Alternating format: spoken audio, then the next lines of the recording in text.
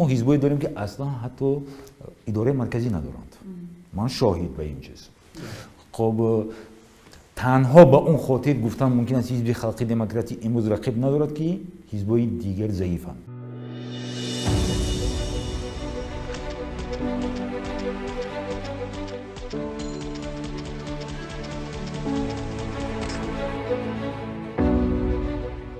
اگر با انتخابات گذشته نظر کنیم حزب در تاجیکستان ممنوع نهضت اسلام گفته بود که در انتخابات گذشته حدود 70% رای رسوایی شده بود و اگر هم مبادا یا اگر فرض کردیم این درست بود به نظر شما این دفعه همین آوازها با کی داده خواهد شد؟ ببینید من باور ندارم با اون معلوماتی که گفته می شود از جانب هر حزبی دیگر هم امکانی حسابی شماره دقیقی کسی ندارد.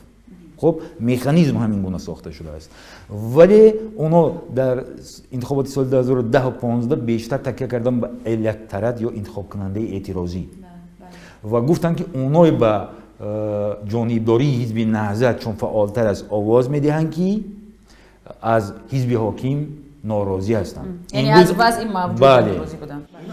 لیکن من دقیقاً میگم چند افسانه است، میف است.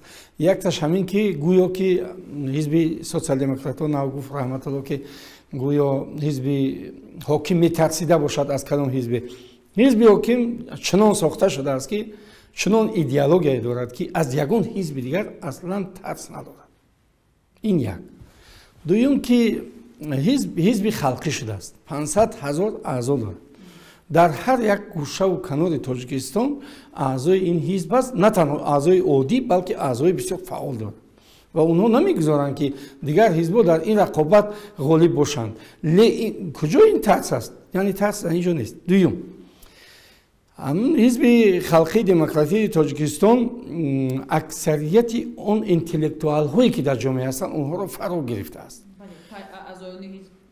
اکثر هم کارمندای دولتی هستند، تو کارمندای دولتی سطح‌های پایانی البته بیشتر است و هم اونها شخصیت‌هایی هستند که در افکار جامعه تاثیرگذار هستند، یعنی زیایی هستند، معلم، دکتر، یعنی هم سوالی که اکثریتش در جامعه در مخصوصا در پایان جایی که انتخاب کننده است فعال هستند. از این نقطه نظر حزب خلقی دموکراتی تاجیکستان در هر حالت رقیب ندارد. البته فعال هست حزب حاکم، حزب خلقی دموکراتی از وسیله‌های معمولی زیاد استفاده می‌کنند و اونها حتی حزب حکمرانی حزب حکومت گفتن ممکن است.